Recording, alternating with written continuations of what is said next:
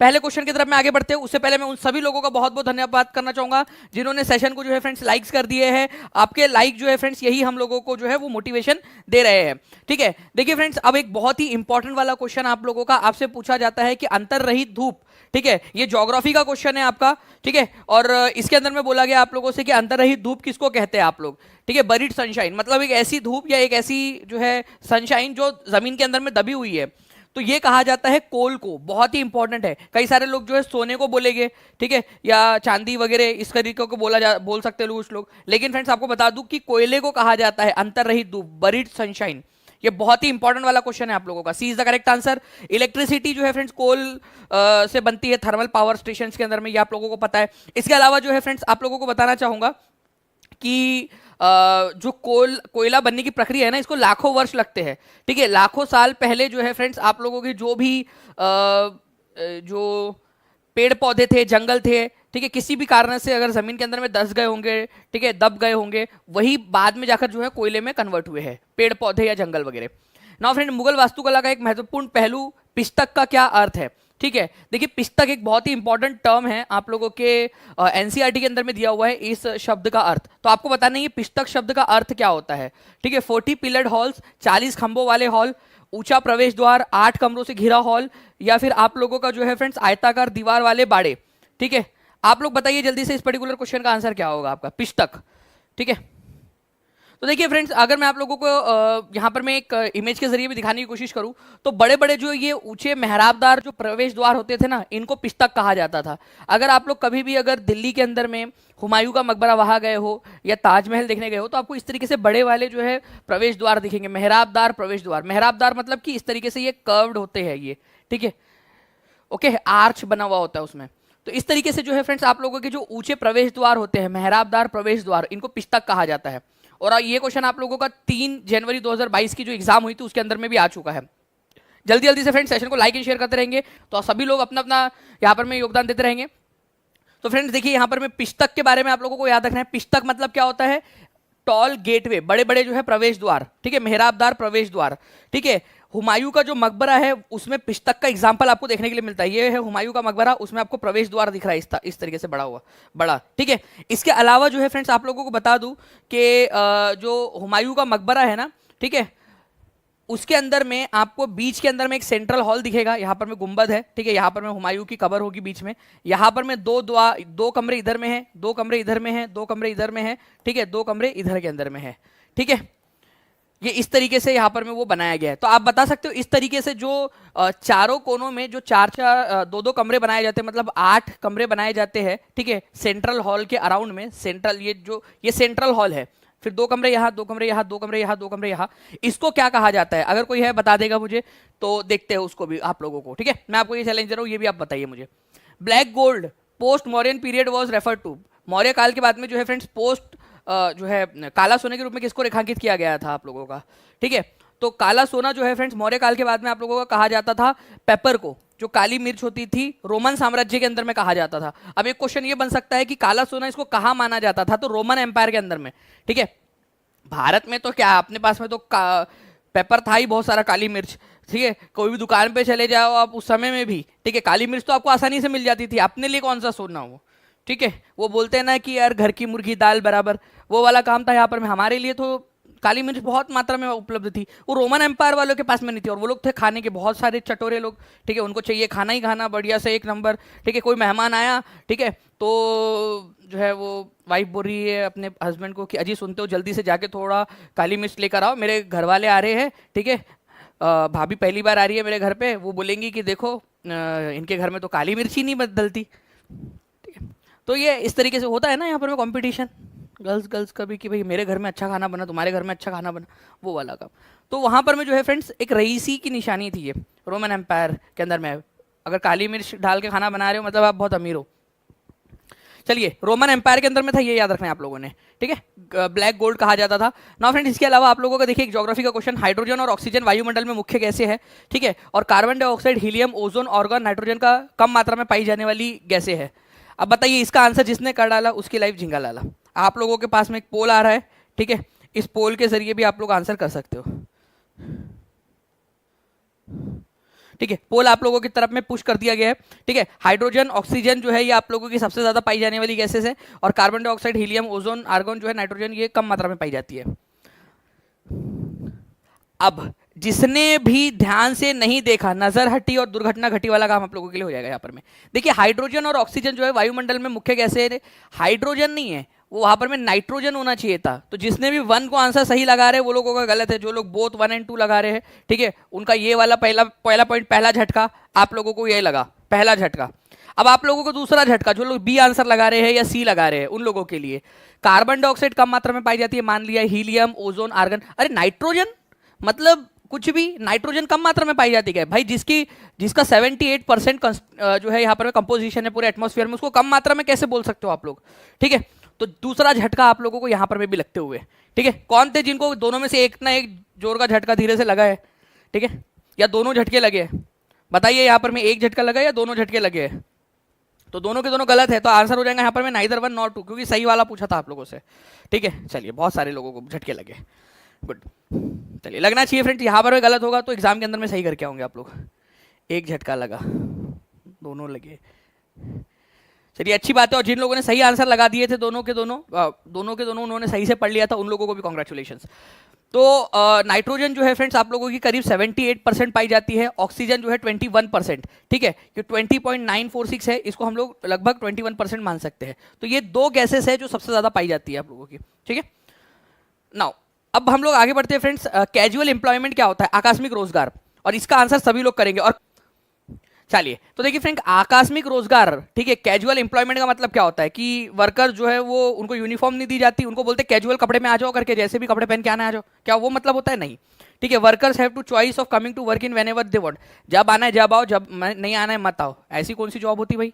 ठीक है, वर्कर्स जो है वो उनको वर्क जो है जब भी उनको वर्क के लिए बुलाया जाता है जब एम्प्लॉयज को नीड होती है, फिक्स पीरियड के लिए उनको रखा जाता है काम पर।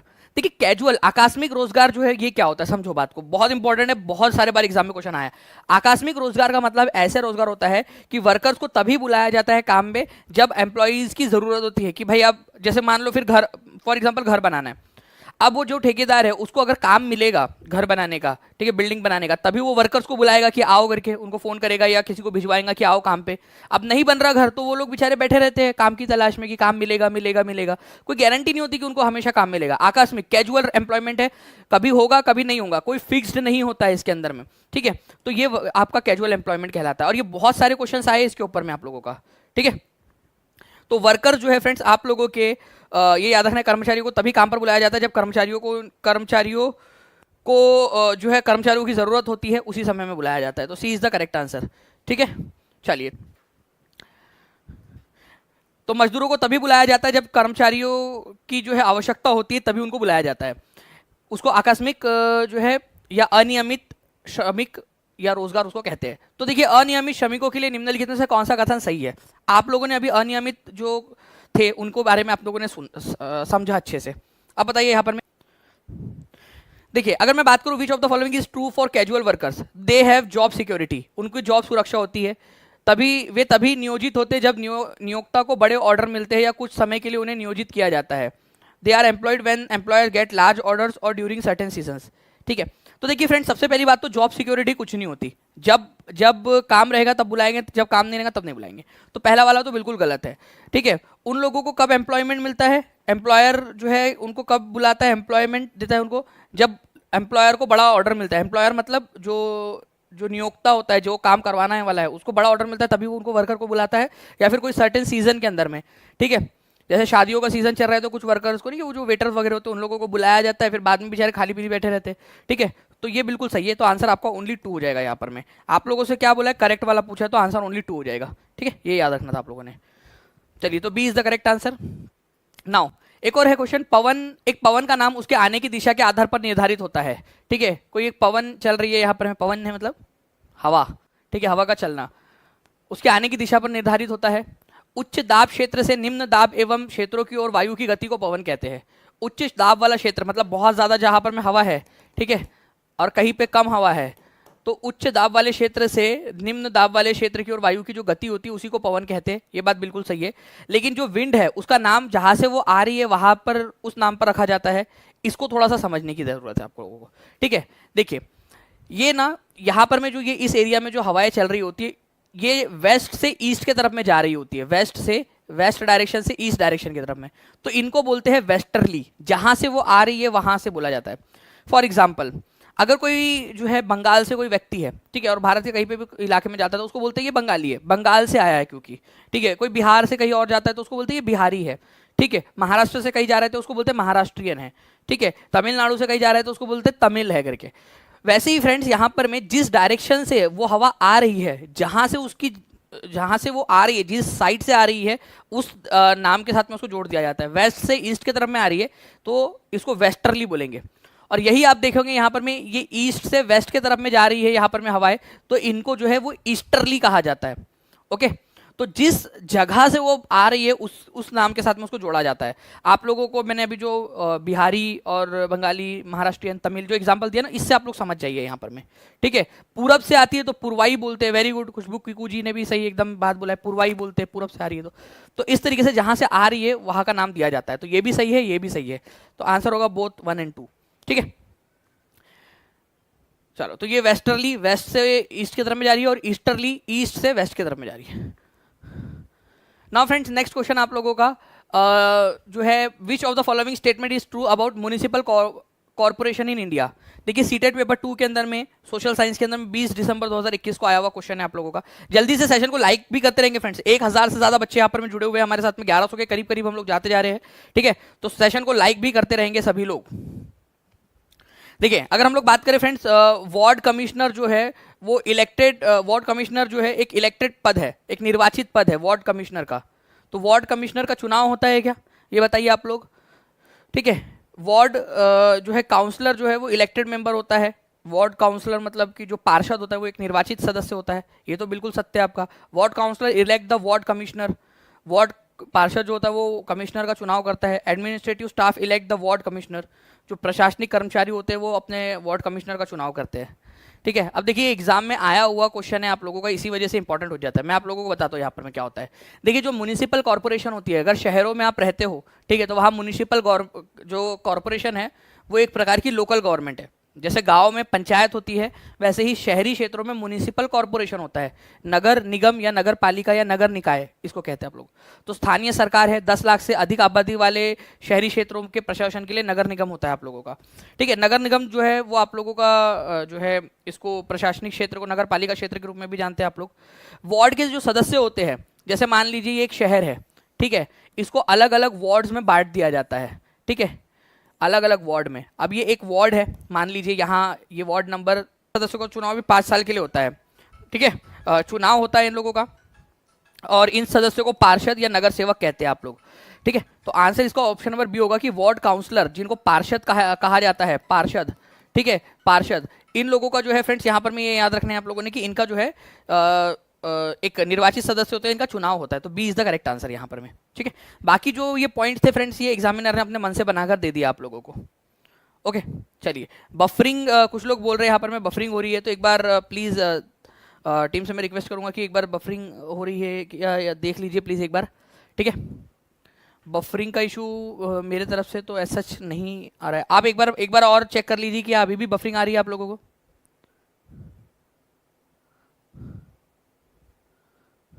क्या अभी भी बफरिंग आ रही है आप लोगों को?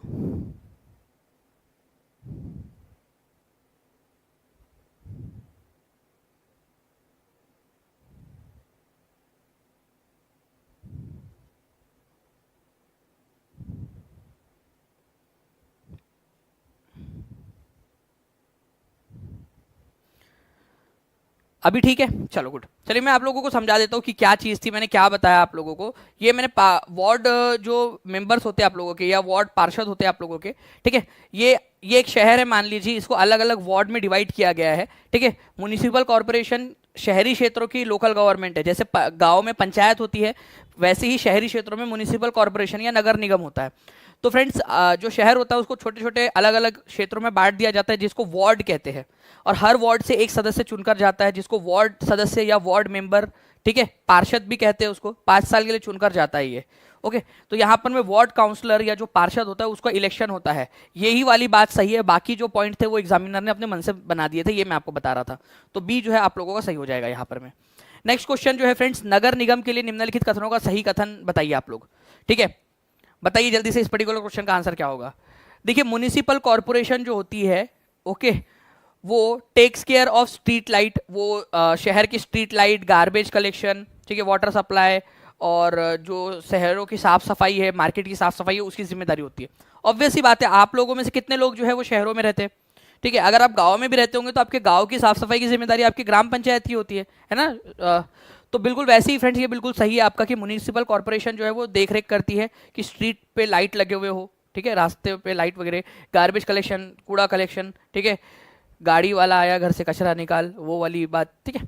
चलिए, तो नगर निगम यह सुनिश्चित करने के लिए भी उत्तरदायी होता है कि शहर में बीमारियां ना फैले, ठीक है, शहर के अंदर में बीमारियां ना फैले, डिजीज जो है वो आउटब्रेक ना हो, ये भी उसकी रिस्पॉन्सिबिलिटी होती है। It does not run schools, hospitals and dispensaries. अब आप बताइए कि क्या आपके स्कूल, आपके जो है आप लोगों में से कोई ऐसा नहीं है जो नगर निगम की स्कूल से पढ़ा हो।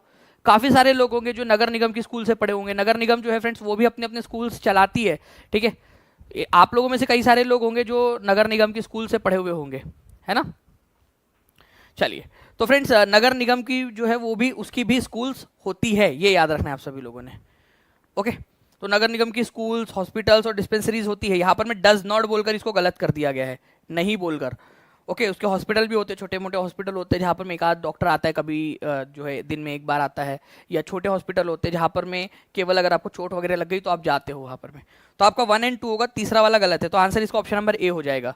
तो नगर परिषद या नगर निगम जो होती है ना, उनकी भी अपनी स्कूल्स, हॉस्पिटल्स और डिस्पेंसरीज होती है, ठीक है। तो ये आप लोगों ने थोड़ा सा याद रखना था, ठीक है। तो ये और ये एनसीईआरटी बेस्ड क्वेश्चन है आप लोगों के पूरे के पूरे, तो आप लोगों के लिए ज़्यादा इंपॉर्टेंट हो जाते हैं।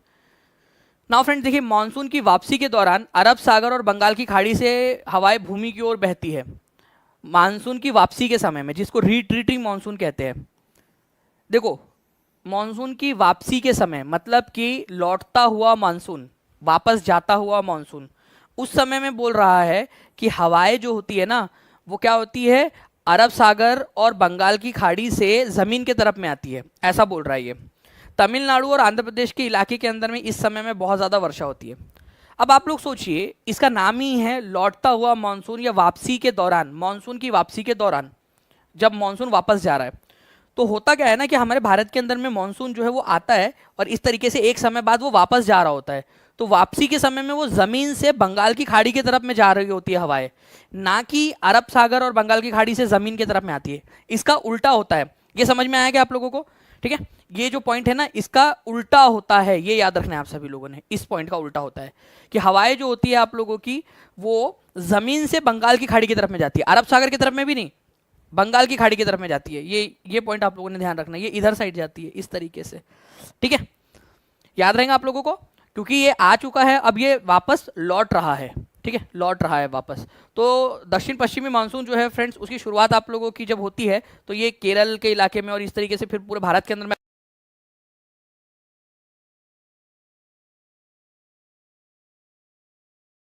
लेकिन जो है आप लोगों का फ्रेंड्स नवंबर दिसंबर के समय में क्या होता है, ये मानसून जब वापस लौट रहा होता है तो ये इलाके में, ये तटवर्ती इलाके में, आंध्र प्रदेश और तमिलनाडु के इलाके में, यहाँ पर में बहुत ज़्यादा बारिश होती है, ठीक है, तमिलनाडु और आंध्र प्रदेश के इलाके में। तो इस पर्टिकुलर पॉइंट का आंसर आप लोगों का क्या होगा? ऑप्शन नंबर बी, ठीक है, ओनली 2, कि तमिलनाडु और आंध्र प्रदेश के इलाके के अंदर में बारिश होती। क्यों यहीं पे क्यों होती, केरल में और कर्नाटक में क्यों नहीं होती?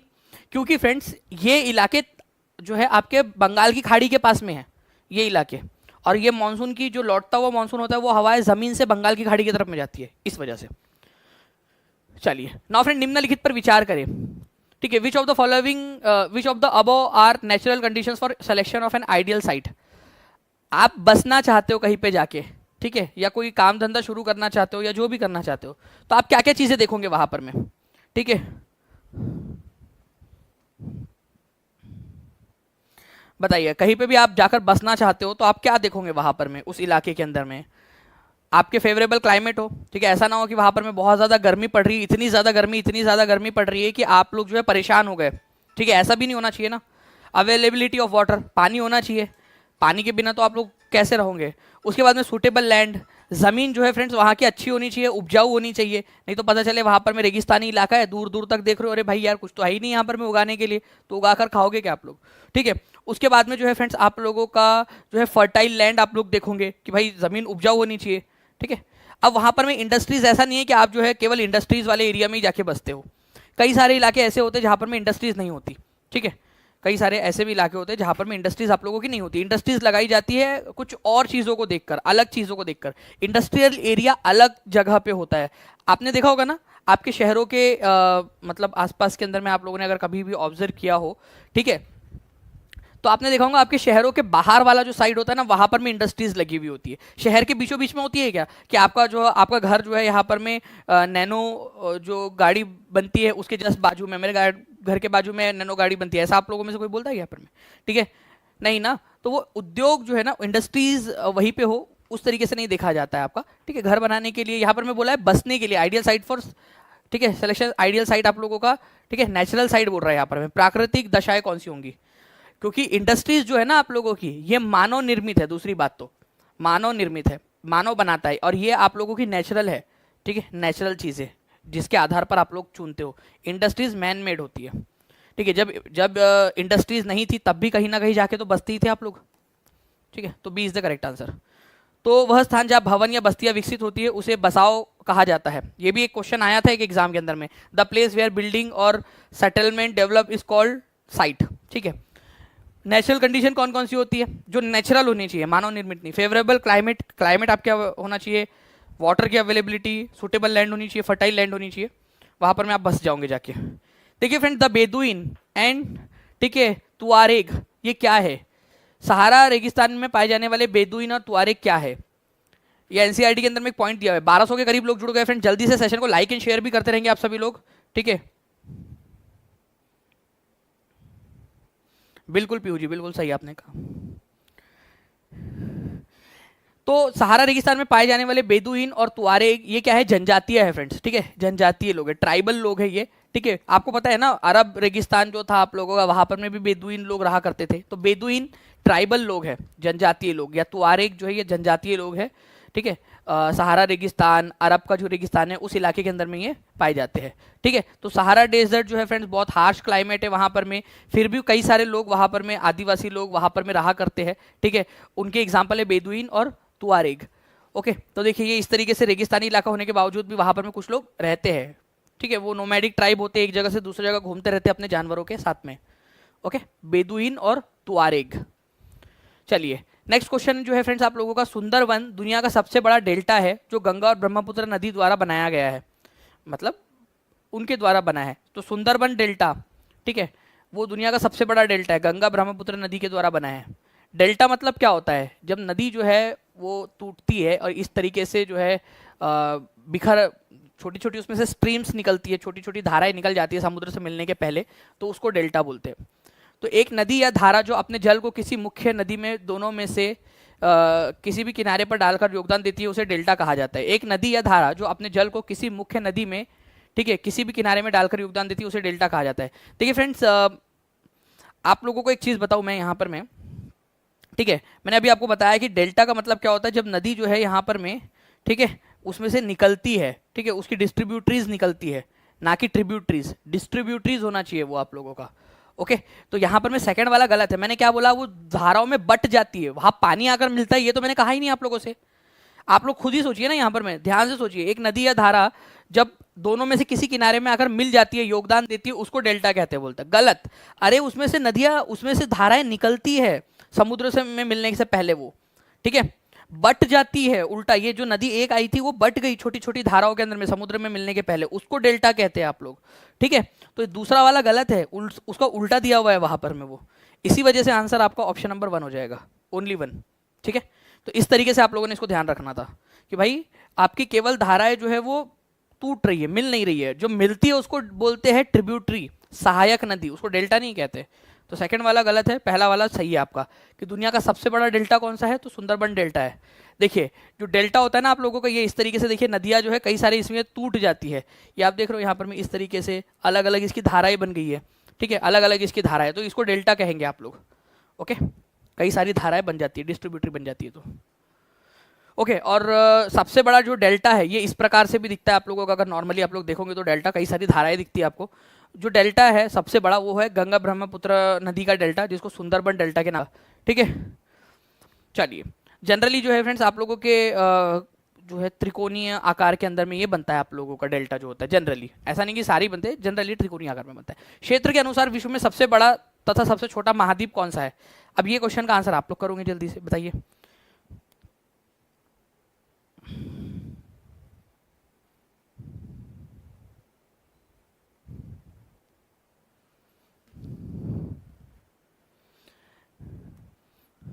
ठीक है, तो देखिए अगर दुनिया का सबसे बड़ा महाद्वीप और सबसे छोटा महाद्वीप की बात करें तो सबसे बड़ा महाद्वीप जो है वो एशिया है, ठीक है, और सबसे छोटा महाद्वीप जो है वो है ऑस्ट्रेलिया, आपका ऑस्ट्रेलिया, ठीक है। तो सबसे बड़ा एशिया, सबसे छोटा Australia, C is the correct answer. लेकिन फिर भी फ्रेंड्स केवल 66% लोग ही है जिन्होंने सही आंसर दिया है, ठीक है, मतलब 30% से भी ज़्यादा लोग ऐसे जिन्होंने गलत आंसर लगाया है।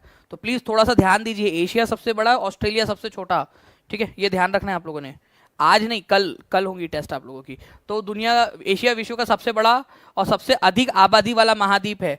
और आपको बता दूं कि एशिया महाद्वीप इतना बड़ा है कि 1/3 जो क्षेत्रफल है पूरे पृथ्वी पर जितनी भी भूमि है उसका 1/3 भाग तो अकेला एशिया के पास में है, ठीक है। तो आप देख सकते हो एशिया सबसे बड़ा है और ऑस्ट्रेलिया जो है वो सबसे छोटा महाद्वीप है। निम्नलिखित में से किसे संसार की छत कहते हैं, ठीक है, किसे संसार की छत कहा जाता है? Roof of the world, as पर एनसीईआरटी आप लोगों ने आंसर लगाना है। रूफ ऑफ द वर्ल्ड किसको कहते हैं? देखिए फ्रेंड्स दो तरीके की चीजें होती है आप लोगों की, ठीक है, संसार की छत किसे कहते हैं? ओके, दो चीजें होती है। एक तो होता है तिब्बत का जो पठार है उसको भी संसार की छत कहा जाता है। अगर तिब्बत का पठार ऑप्शन में ना दिया हो तो आंसर आप लोगों को लगाना है पामीर नॉट, पामीर की गांठ जो होती है उसको भी संसार की छत कहते हैं। तो वो आप लोगों को देखना है ऑप्शन में क्या दिया हुआ है। अगर ऑप्शन में दिया हुआ है आप लोगों का तिब्बत का पठार, तो सबसे पहला प्रेफरेंस आपको तिब्बत के पठार को देना है, ठीक है, तिब्बतियन प्लेटू को। लेकिन अगर मान लीजिए कि तिब्बत का पठार नहीं दिया है तो पामीर जो जगह है उसको देना है। पामीर नॉट कहाँ पर में, ये देखिए आप लोग, ये जो है फ्रेंड्स हमारा भारत है, ठीक है, यहाँ नीचे में, यहाँ आप देख सकते हो ये पाकिस्तान का इलाका, ठीक है, यहाँ पर में अफगानिस्तान वगैरह आप लोगों को दिख रहा है। तो यहाँ पर में क्या होता है ना कि हिंदू कुश, ठीक है, हिमालय, काराकोरम और कुनलुन, ठीक है, उसके बाद में तियान शान, ये सारे के सारे आकर मिलते हैं इस जगह पे। इस जगह पे देखो हिमालय का जो ऊपरी छोर यहाँ पर में है, हिंदू कुश जो पर्वत श्रृंखला है उसका उत्तरी छोर यहाँ पर में है, कुनलुन जो है उसका उत्तरी छोर यहाँ पर में है, तियान शान जो पर्वत श्रृंखला है उसका उत्तरी दक्षिणी छोर यहाँ पर में है, ठीक है। तो यहाँ पर में जो है बड़े बड़े जो रेंज है, ठीक है, आप लोगों की, ठीक है, तो वो यहाँ पर में अगर मिलती है, ठीक है, यहाँ पर में अगर मिलती है, इसी वजह से इसको पामीर नॉट या पामीर की गांठ बोला जाता है, ठीक है। तो इसको भी जो है हम लोग संसार की छत के नाम से जानते हैं। और दूसरा वाला जो है फ्रेंड्स यहाँ पर में आप लोगों का है तिब्बतियन प्लेटू, तिब्बत का पठार, इसको भी संसार की छत कहते हैं। तो आप लोगों का जो है फ्रेंड्स ये याद रखना है आप लोगों ने, ठीक है, कि भाई आपका ऑप्शन में क्या दिया है, पहला प्रेफरेंस आप लोग जो है वो हमेशा तिब्बत के पठार को देंगे, अगर वो ऑप्शन में नहीं है तो पामीर के नॉट को देंगे, अगर दोनों ऑप्शन है तो पहला प्रेफरेंस आप लोगों को जो है तिब्बत के पठार को देना है, ठीक है, ये याद रखेंगे। तो यहाँ पर भी तिब्बत का पठार नहीं दिया था तो पामीर नॉट, ठीक है, पामीर की गांठ। जी हाँ बिल्कुल, ये सीरीज जो है बहुत अच्छे से देखोगे तो आपका आराम से सीटेट जो है वो क्लियर हो जाएगा। ओके, तो अच्छे से ये पूरा का पूरी जो सीरीज है वो बहुत अच्छे से देखनी है आपने। Now friend consider the following statements, the eastern Ghat also called Sahyadri, ठीक है, वो अनइवन है और ब्रोकन है। पहली बात तो सह्याद्री बोलते हैं कि ईस्टर्न घाट को, सह्याद्री किसको बोला जाता है, ये वाला पॉइंट जिसको पता होगा वो आंसर कर पाएगा इस क्वेश्चन का। Plateau is rich in mineral like coal and iron ore, plateau का मतलब होता है फ्रेंड थोड़ा ऊंची उठी हुई भूमि, जैसे मैंने अभी आपको तिब्बत का पठार बोला था ना, वो दुनिया का सबसे ऊंचा पठार है, ठीक है, इसी वजह से उसको दुनिया की छत भी कई बार कहते हैं। अगर वो ऑप्शन में ना हो तो पामीर की गांठ को कहते हैं। तो ऊंची उठी हुई जो भूमि होती है ना उसको कहते हैं पठार, ठीक है, ऊंची उठी हुई भूमि, ठीक है, एक टेबल टॉप लाइफ की भूमि होती है, टेबल समझ लीजिए आप, थोड़ा सा ऊपर उठा हुआ होता है और सपाट होता है, फिर एक तरफ से और फिर नीचे आ जाता है, तो ऐसी ऊंची उठी हुई भूमि को पठार कहते हैं, प्लेट्यू। जनरली जो प्लेट्यूज होते हैं ना, ठीक है, वो बहुत रिच होते हैं, कोल, आयरन ओर और ऐसे जो मिनरल्स होते हैं दूसरे, उसमें बहुत ज़्यादा पाए जाते हैं। जैसे छोटा नागपुर का पठार, वहाँ कोयला, लोहा बहुत पाया जाता है। तो दूसरा वाला तो बिल्कुल सही है। लेकिन पहला वाला पूर्वी घाट को सह्याद्री नहीं कहते, ठीक है। सह्याद्री किसको कहते हैं आप लोगों के? पश्चिमी घाट को। वेस्टर्न घाट जो है आप लोगों का उसको कहते हैं, ठीक है। ईस्टर्न घाट को नहीं कहते आप लोग। ओके, तो आंसर इसका ऑप्शन नंबर बी हो जाएगा, केवल दूसरा वाला सही है। अब ध्यान से समझिए आप सभी लोग इस पर्टिकुलर पॉइंट को, ठीक है। देखिए वेस्टर्न घाट इसको सह्याद्री कहा जाता है, ठीक है। वेस्टर्न घाट ये वाला आप लोगों का जो वेस्टर्न बॉर्डर है हमारे भारत का, दक्षिणी भारत का जो है, ठीक है। पेनिनसुलर प्लेट्यू, पेनिनसुलर प्लेट्यू मतलब ये दक्षिण भारत जो तीन तरफ से पानी से घिरा हुआ होता है ना, उसको पेनिनसुला कहते हैं, ठीक है। तो प्रायद्वीप किसको कहा जाता है? ये भी क्वेश्चन आता है एग्जाम में। तो प्रायद्वीप कहा जाता है जो तीन तरफ से पानी से घिरा हुआ होता है। तो देखो यहाँ से पानी से घिरा है, नीचे से पानी से घिरा है, इधर से पानी से घिरा है, तो ये प्रायद्वीप हो गया आपका, पेनिनसुला। तो भारतीय पेनिनसुला का जो पश्चिमी भाग है इसको वेस्टर्न घाट बोलते हैं, और जो ईस्ट में है उसको ईस्टर्न घाट बोलते हैं। वेस्टर्न घाट आप लोग देखिए यहाँ पर मैं खुद से आपको वेस्टर्न घाट ब्रोकन दिख रहा है, टूटा फूटा दिख रहा है, या ईस्टर्न घाट? आप लोग खुद बताइए, जल्दी जल्दी से बताओ। पूर्वी घाट कटा फटा है, टूटा फूटा है, ब्रोकन है, या ईस्टर्न घाट? वेस्टर्न घाट आपको लगभग लगभग जो है फ्रेंड्स पूरा एक समान ही दिख रहा है ना, यहाँ पर मैं कहीं से वो टूटा नहीं है इसमें। जबकि ईस्टर्न घाट देखिए बीच बीच में से टूटा हुआ है ना, ब्रोकन है। तो ब्रोकन की बात आती है जब, या टूटा हुआ आता है बात कि भाई उनके बीच में असमानता है, ठीक है। तो वो होंगी ईस्टर्न घाट के लिए, पश्चिमी घाट के लिए नहीं। तो पश्चिमी घाट, ठीक है, आप लोगों का जो है लगातार है, पूरा निरंतर है। जबकि हम लोग बात करेंगे पूर्वी घाट की, तो पूर्वी घाट टूटा हुआ है आप लोगों का, ठीक है। तो ईस्टर्न घाट को सह्याद्री नहीं कहते। सह्याद्री किसको कहते हैं ये आप लोग आंसर करके बताएंगे जल्दी से मेरे को। पहली बात तो कमेंट के अंदर में किसको कहते हैं सह्याद्री, ठीक है। और जो ईस्टर्न घाट है वो ब्रोकन और अनइवन है, ये बिल्कुल सही है, लेकिन उसको सह्याद्री नहीं कहते। सह्याद्री पश्चिमी घाट को कहते हैं, ओके। और जो पठार होता है प्लेटू, वो आपका कोल और आयरन के अंदर में रिच होता है। इसके ऊपर में क्वेश्चन आया था फ्रेंड्स आप लोगों का जो है एक सीटेट के आपके एग्जाम के अंदर में, ठीक है। जिसके अंदर में अगर हम लोग इसमें मैं टीम से रिक्वेस्ट करूंगा कि अगर हम लोग सर्च कर पाए हमारे पेड कोर्स के अंदर में, उसके अंदर में हमने उसको कवर भी किया हुआ है उस क्वेश्चन को, तो प्लीज़ उसको भी लगा दीजिए।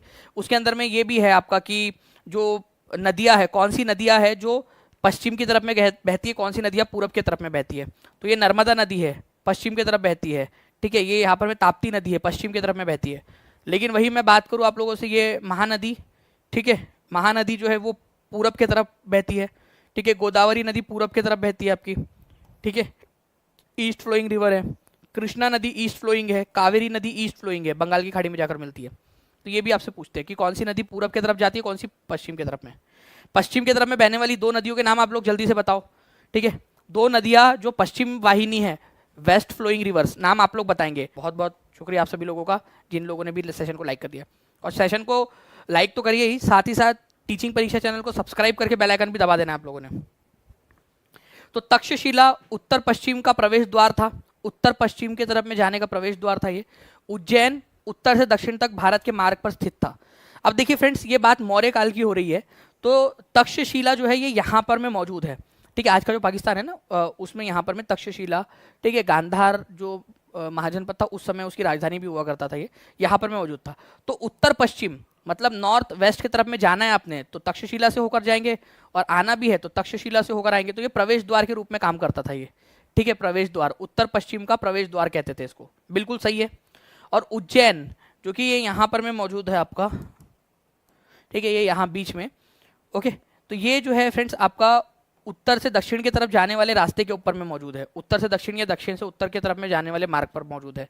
आपसे करेक्ट ऑप्शन पूछा है तो दोनों के दोनों सही है आपके, ठीक है। तो ये ध्यान रखना था आप लोगों ने, इंपॉर्टेंट पॉइंट है आप लोगों का, सी सही है इसके अंदर में, ठीक है। और मैंने आप लोगों से पूछा था अभी थोड़ी देर पहले कि पश्चिम में बहने वाली दो नदियों के नाम बताओ, और जिन्होंने भी यहाँ आंसर लिख दिया है नर्मदा और तापी, उन सभी को बहुत बहुत बधाई और शुभकामनाएं कि आप लोग जो है एक्टिविटी में पार्टिसिपेट कर रहे हो, आप लोग आगे बढ़ने वाले बच्चे हो आप लोग, ठीक है। देखिए एमपी वाले जो है वो सुपर टेट दे सकते हैं क्या? पहली बात तो एमपी टेट वाले आप जो बोल रहे हो उनके लिए बता दूं कि सी टेट या यूपी टेट क्लियर होना ज़रूरी है आपका पेपर 1 सुपर यूपी का सुपर टेट देने के लिए। दूसरी चीज, ठीक है, पिछले बार जो है 5 साल की कैपिंग लगाई गई थी कि कम से कम 5 साल का जो है वो रहवासी होने चाहिए उत्तर प्रदेश के अंदर में। उससे पहले जब था उस समय कोई नहीं था, पूरे भारत से कोई भी दे सकता था। तो फ्रेंड्स अब इस बार क्या करेंगे सुपर टेट के अंदर में, वो तो नोटिफिकेशन के बाद ही पता चलेगा आपको। लेकिन जहां तक अंदाजा है कि भाई भारत का रहवासी होना चाहिए वही रहेगा, क्योंकि अभी जो नियमावली आई थी कुछ समय पहले उसके अंदर में भारत का रहवासी दिया था, डोमासाइल हटा दिया गया था। अब जब नोटिफिकेशन आएगा उसमें और ज़्यादा क्लियर हो पाएगा। तो बोथ 1 एंड 2, ठीक है, सही है यहाँ पर में, तो सी इज द करेक्ट आंसर। तो यहाँ पर में आप देखिए तक्षशिला है ये, ठीक है, आपका तक्षशिला। तो तक्षशिला जो है फ्रेंड्स, ये याद रखना आप लोगों ने, उत्तर पश्चिम का प्रवेश द्वार इसको कहते थे। और उज्जैन है यहाँ पर में, तो उत्तर से दक्षिण की तरफ, दक्षिण से उत्तर की तरफ में जाने वाले मार्ग पर पड़ता था ये। पाटलिपुत्र जो है फ्रेंड्स, ये मौर्य साम्राज्य की राजधानी थी, पाटलिपुत्र, ये भी याद रखेंगे आप सभी लोग। अब देखिए एक बड़ा सा क्वेश्चन है आप लोगों का, यहां पर मैं आप लोगों से क्या कहा जा रहा है, ध्यान से देखिए आप लोग। तो अशोक का धम्म बुद्ध की शिक्षाओं से प्रेरित था, बिल्कुल सही बात है। सम्राट अशोक ने जो है वो गौतम बुद्ध की जो टीचिंग्स थी उसी को आगे बढ़ाया। धम्म महामत्त नाम के कुछ अधिकारी थे जिनकी नियुक्ति की जाती थी, ठीक है, और वो जगह जगह जाते थे और धम्म का प्रचार प्रसार करते थे, लोगों को धर्म के बारे में बताते थे, बिल्कुल सही बात है। धम्म महामत्त कौन होते थे? धर्म का प्रचार करने वाले अधिकारी, ठीक है। तो धम्म महामत्तों की नियुक्ति किया था अशोका ने। अशोका की जो इंस्क्रिप्शंस है, ठीक है, आप लोगों को जो है कई सारे चट्टानों और स्तंभों के ऊपर में भी अंकित मिलेंगे। मतलब अशोका ने, ठीक है, चट्टानों पर और स्तंभों पर भी धम्म के संदेश को अंकित करवाया था। मतलब चट्टानों पर और पिलर्स वगैरह ऐसे बनवाए थे और उसके ऊपर में लिखवाया था अपनी जो चीज़ें थी वो। तो तीनों के तीनों आप लोगों की सही है यहाँ पर में, तो all of the above answer हो जाएगा आप लोगों का यहाँ पर में, ठीक है। तो ऑल ऑफ दी अबव सारे के सारे यहाँ पर में सही है, ठीक है। तो अशोका पहला राजा था भारत का जिसने जो है अपने संदेश, ठीक है, इंस्क्रिप्शन या फिर अभिलेखों के माध्यम से जनता तक पहुंचाए थे। धम्म महामत्तों की नियुक्ति करता था वो, जो जगह जगह जाकर लोगों को जो है अशोका के धम्म के बारे में बताते थे, अशोका के जो मैसेज है वो लोगों तक पहुंचाते थे। जिन लोगों को पढ़ना नहीं आता था, अधिकारियों को आदेश था कि उनको पढ़कर सुनाया जाए कि इस पर क्या लिखा है, जो खंबे बनाते थे या चट्टान पे जो लिखते थे वो। अशोका का धम्म बुद्ध की शिक्षाओं से प्रेरित था, ये भी बात बिल्कुल सही है। कलिंग के युद्ध के बाद में उसने छोड़ दिया था, ठीक है, जो युद्ध की नीति है उसको छोड़ दिया था उसने, ठीक है।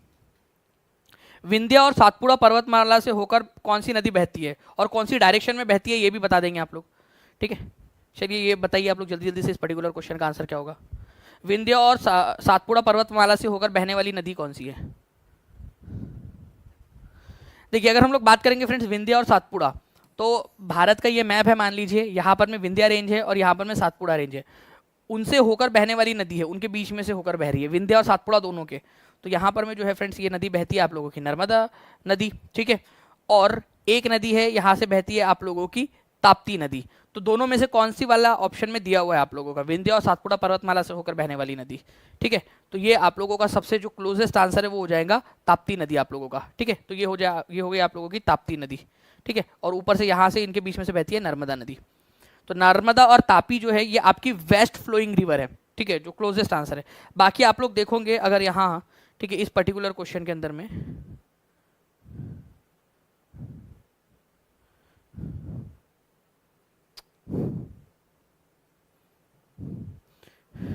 कहाँ चला गया भाई ये, चलिए कोई बात नहीं। मैं यहाँ से जब घी सीधी उंगली से ना निकले तो उसको तिड़ी करना पड़ता है, तो इस तरीके से हम लोग इसको करेंगे। ये देखिए फ्रेंड्स यहाँ पर मैं आप लोग देख पा रहे हो, ठीक है, कि ये यहाँ पर में जो है आप लोगों की ये नर्मदा नदी और ये ताप्ती नदी है, लेकिन जो गोदावरी नदी है वो बहुत दूर है विंध्या और सातपुड़ा दोनों से, ठीक है। वहीं पे आप देखोगे यहाँ पर में ये कावेरी नदी भी बहुत दूर है। इवन महानदी की बात अगर करें तो ये भी विंध्या और सातपुड़ा से दूर है, ठीक है। तो केवल जो है आप लोगों का क्या हो जाएगा यहाँ पर में, ये हो जाएगा आपका आंसर, ठीक है। ये याद रखेंगे आप सभी लोग, नर्मदा और तापी। तो तापी दिया हुआ है वहाँ पर में, तो आंसर हो जाएगा आपका तापी, ठीक है। तो इस तरीके से आप लोग आंसर कर सकते थे, ओके। आप लोग मुझे बताइए कि जो आप लोगों की वेस्टर्ली है, ठीक है, वेस्टर्लीज, ठीक है, पछुआ पवने कहते हैं। आप बताइए ये पवन की दिशा कहाँ से कहाँ होती है, कौन सी दिशा से कौन सी दिशा की तरफ में जाती होंगी, आप लोग बताइए, ठीक है। ये आप लोगों को बता रहे हैं कौन सी दिशा से कौन सी दिशा की तरफ में जाती होंगी, ये आप लोग बताएंगे, ओके।